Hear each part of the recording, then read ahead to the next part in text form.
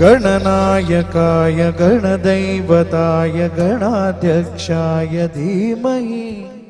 गुणशरीराय गुणवन्दिताय गुणेशानाय धीमहि गुणाधीताय गुणाधीशाय गुणप्रविष्टाय धीमहि एकदन्ताय वक्रतुण्डाय गौरीतनयाय धीमहि गजेशानाय भालचन्द्राय श्रीगणेशाय धीमहि एकदन्ताय वक्रतुण्डाय गौरीतनयाय धीमहि गजेशानाय भालचन्द्राय श्रीगणेशाय धीमहि